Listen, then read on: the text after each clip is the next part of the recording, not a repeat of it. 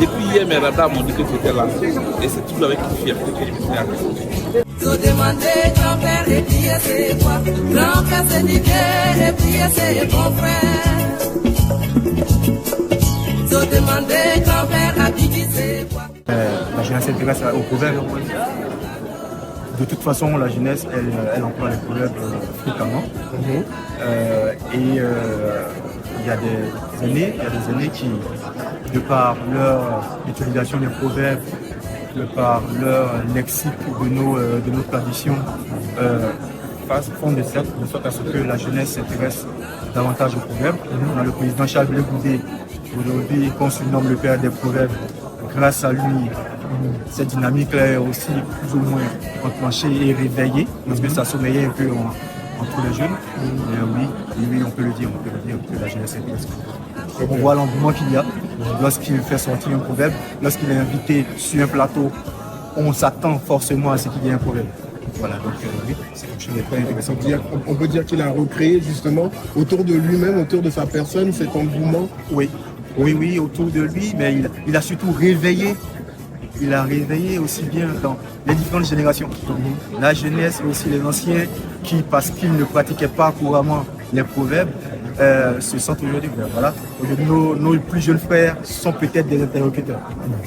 Le contexte même permet d'utiliser, je pense, plusieurs citations, en tout cas africaines. Et voilà, je pense que ces citations appellent à la sagesse, appellent à notre population à prendre son destin en main. Voilà, et je pense que c'est quelque chose de très important. Et voilà, ça fait référence aussi à la culture africaine. Et je pense que le contexte présent appelle à beaucoup de citations africaines. Et je pense que le président Blé Goudé en est le témoin, sinon le porte-flambeau de ces citations. Et c'est ce qui m'a vraiment encouragé à acheter ce livre. Mon grand-père m'a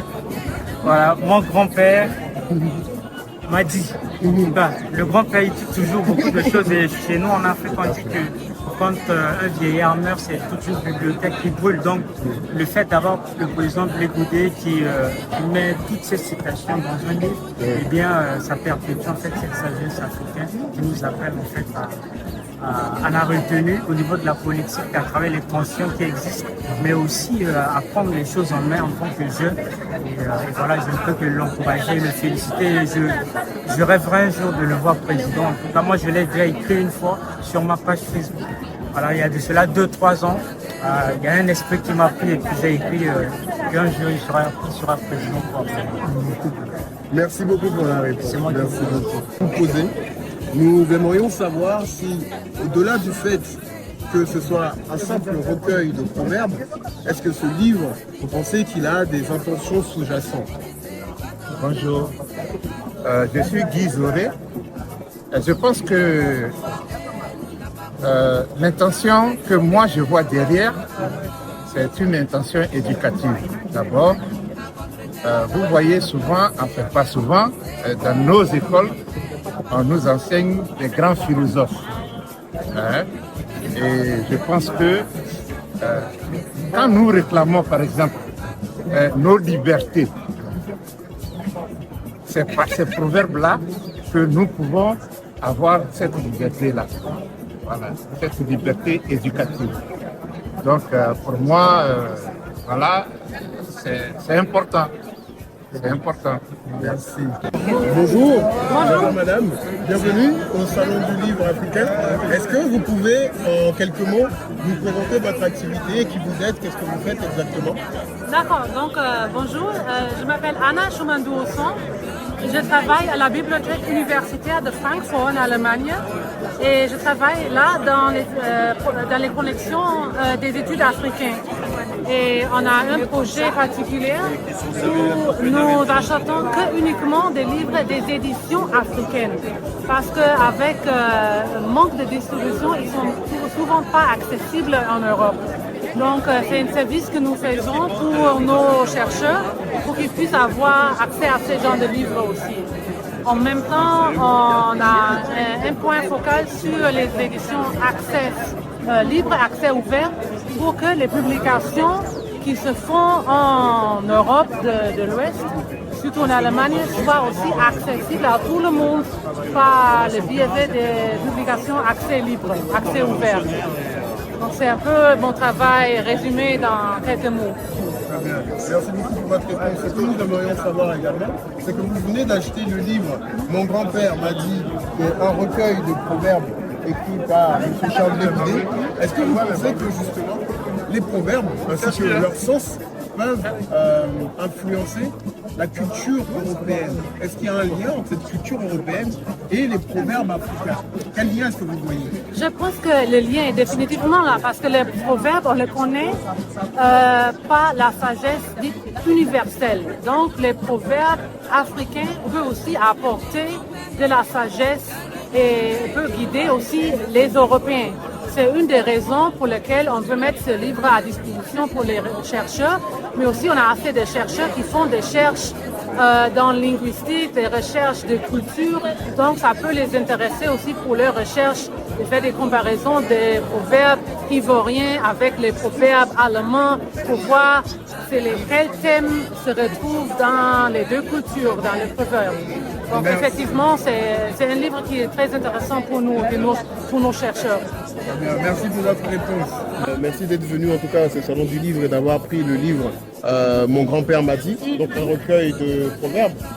Est-ce que vous avez vous-même, chez vous, un proverbe qui vous a marqué de votre enfance jusqu'à maintenant? Oui, tant que tu n'as pas encore fini de marcher, ta main n'arrête pas de balancer. Quelle est la signification, s'il vous plaît? Donnez-nous la signification. Les difficultés sont inhérentes à l'homme. Et donc, il faut pouvoir les surmonter. Et tant que tu n'as pas encore fini de grimper les échelons, il faut te dire que derrière toi, il y a toujours quelque chose qui va te motiver à y aller plus fort. Bravo, merci beaucoup. Merci. Je suis très heureux de participer à ce salon, et surtout en dédicace au livre du proverbe, au livre du proverbe du président Charles Blé-Goudé. En tout cas, c'est un recueil que j'ai déjà commencé à lire, et moi, particulièrement, je l'adore.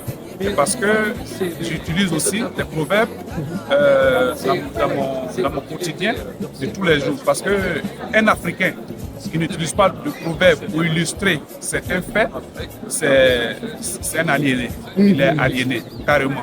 Parce que les proverbes sont les propres des Africains. Voilà. Chez les Blancs, chez les Européens, on dit les pensées. Mais chez nous en Afrique, on dit les proverbes.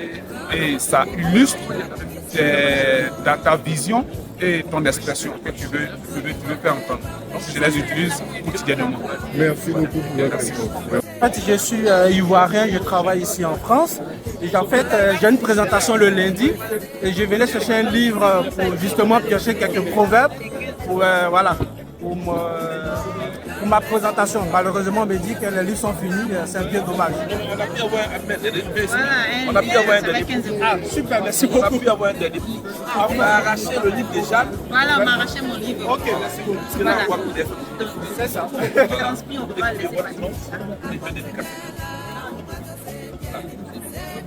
Bonjour, vous êtes l'éditeur pour le livre aujourd'hui du président Charles Blé-Goudé.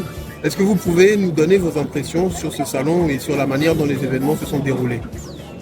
Le salon du livre africain de Paris est à sa 4e édition, donc la toute première édition ici dans le 4e arrondissement.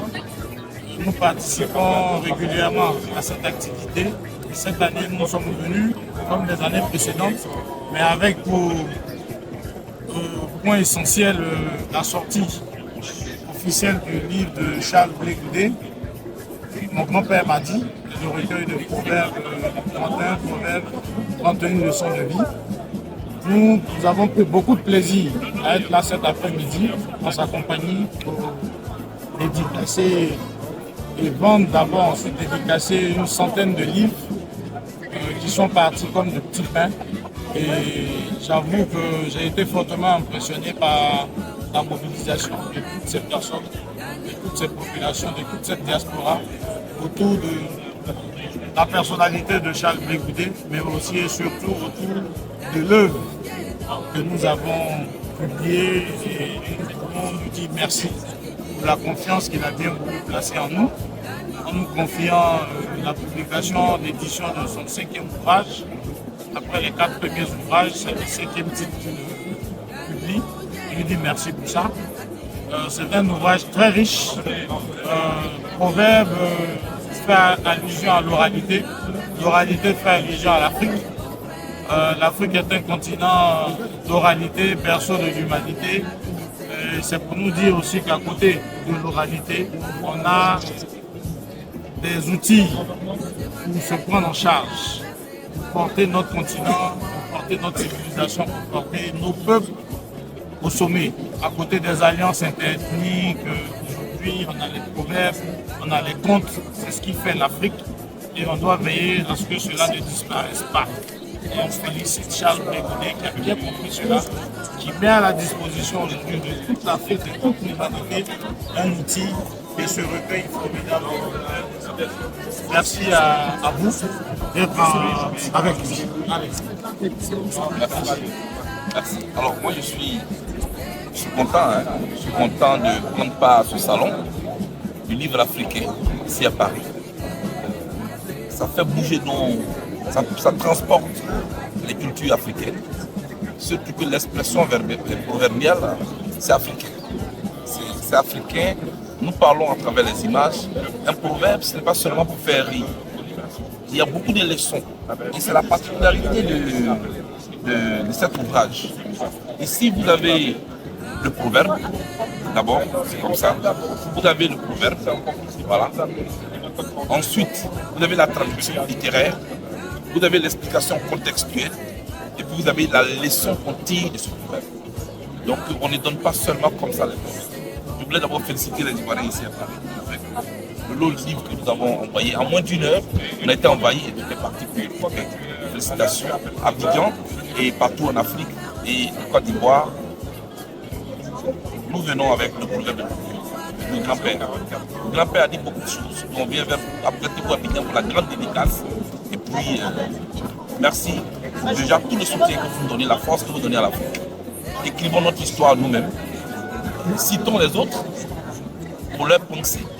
Mais nous aussi faisons la promotion de nos pensées. C'est ça aussi l'Afrique. Merci. Rejoignez-nous au projet